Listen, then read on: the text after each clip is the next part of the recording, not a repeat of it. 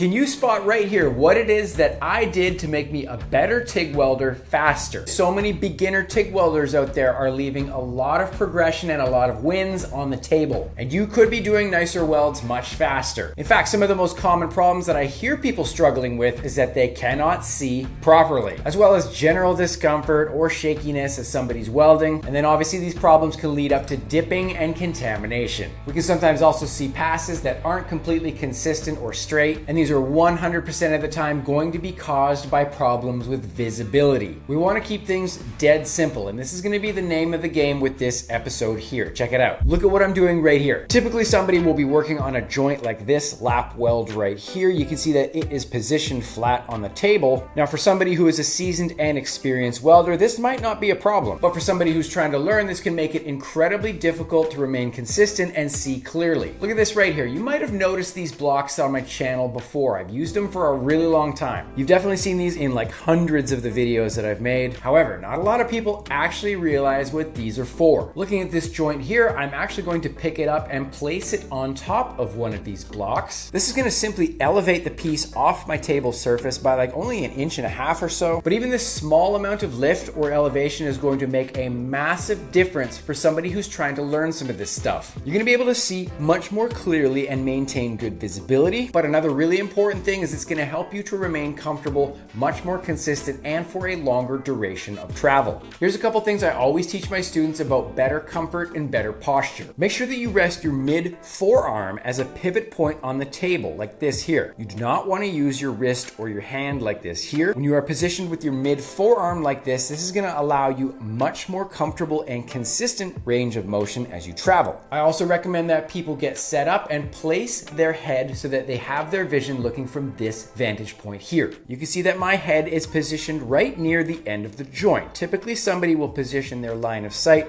somewhere around here. This is really common with beginners. Now here's the problem with doing this. This will allow somebody to remain comfortable for the beginning of their pass, but as they start traveling, this is typically where things start to change. All of a sudden, somebody will have the visibility and sight lines that they did have drastically changed by the travel and movement of the welding pass. While this did start good, as they get moving, things get really crowded. This can absolutely block your vision. And another really bad habit is if somebody is not comfortable with properly feeding the filler material, this hand is going to start to interfere a ton as well. And this is going to make everything even more crowded for bad posture, fumbly hands, and bad vision. So now knowing how important proper posture and good visibility is, this can show you how this can make stuff so much harder for a beginner if they don't take care of this stuff first. Remember, I talk about this all the time. Bad habits are so difficult to ditch later down the road. So let's get rid of them and make sure they don't form at all at this point here with you. We'll get you stacking dimes way faster. Now, remember I said earlier that we want to keep things simple as possible. We want to keep things simple and clearly laid out with our travel, our comfort, and our posture and vision. But we also want to make sure that we keep things simple with our machine settings as well. You can see here, I'm using the Everlast 230 Typhoon. This machine is absolutely dope. I love everything about it ever since I got it a couple years ago. It's been a blast to work with and learn in my shop here. So because we're going to keep things simple, I would encourage you to do the exact same thing with your machine and your machine settings for whatever exercise you are practicing on. Typically with this little guy here, myself using it, I always tend to keep this machine setup really simple. I do not want to make things more complicated than they have to be for any job I do. I wouldn't be using the pulse setting for literally anything that I would show in this episode here. Pulse settings are for really like customizable, really thin material. I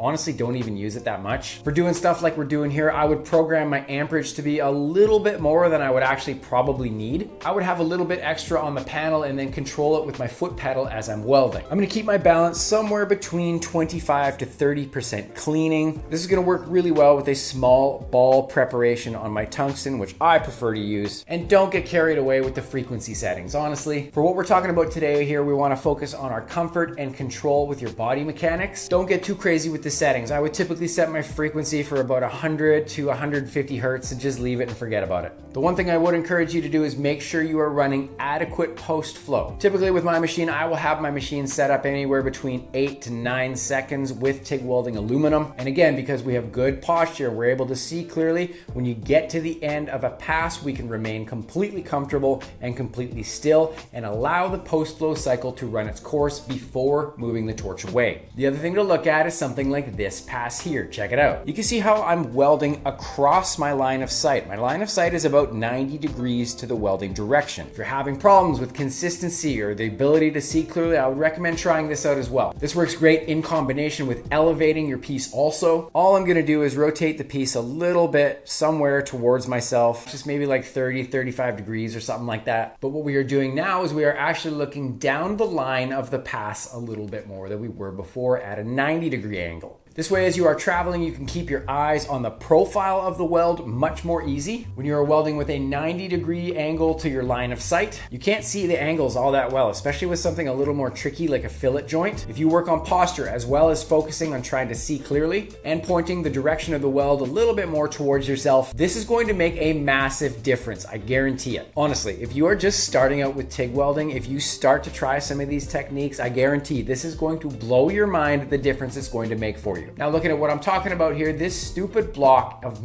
aluminum is literally just a few layers of sheet aluminum that I've used from scrap bins. I don't even actually remember why I made them this way. I used to have a bunch more. I actually made them back in welding production like over 15 years ago or so. These are perfect to elevate pieces up off the table, shim them up a little bit. I can also use them to rest my hands on with certain things as well. Making sure that these are made out of a conductive piece of metal is obviously very important. Obviously, if you're positioning things on top of them, like I'm talking about with elevating your piece like this here, they need to be able to conduct the ground current. So obviously something like a block of wood or whatever isn't gonna work. Just make sure that it is clean, tidy, and it can conduct the current exactly how we need. Now in my online programs where I teach people how to TIG weld, I actually show you where and how to introduce blocks and little tricks like this throughout the curriculum. Introducing small tricks at certain points can really help with your progression, and you can shorten your learning curve by a lot. Make sure you check out the programs on my website. You can learn at your own pace. There is no time limit or expiration to them. So you can get really used to introducing and practicing these tricks a lot more comfortably. That's how you get success with TIG welding much faster. There's full programs as well as free classes on my website and free workbooks. Make sure you check out that link in the description below. You can also make and use other things as well. You can use the fences that attach to a table like this. You can also even make fences out of scrap material that you may have. They do the exact same thing. You can then clamp stuff to them and you can have a much better line of sight. And in some cases with some of these joints that you're looking at here, it might even be more comfortable on your hands. I also made one of these things right here. I have one that's a little bit bigger and one that's pretty tiny. You can see these are just a couple pieces of angle material welded to a piece of flat bar or something like that. These are extremely important and I recommend you make a couple of these for your workspace as well. Sorry, my kids are outside going crazy right now. These are absolutely fantastic for doing any pipe welding. They will come in handy all the time. It's going to stop the pipe from rolling around on you as you are working, and it's great for smaller pieces of pipe as well. Check this out. You can see a couple episodes ago I was welding these caps on these little pieces of pipe, having them situated in this little cradle on my tabletop as well as positioned up on these shims or whatever that we saw earlier. I'm super comfortable. I'm able to see clearly, so well in fact that I was able to have a camera literally in front of my face during all welding, and I was able to do these pretty well. I'm telling you, being able to see clearly as well as remain comfortable as you are welding, this is going to drastically improve the quality of the work that you can do. Look what else you can use these little cradles for. Check it out. I was talking about it earlier, how difficult it is to see clearly when you are welding with a fillet joint.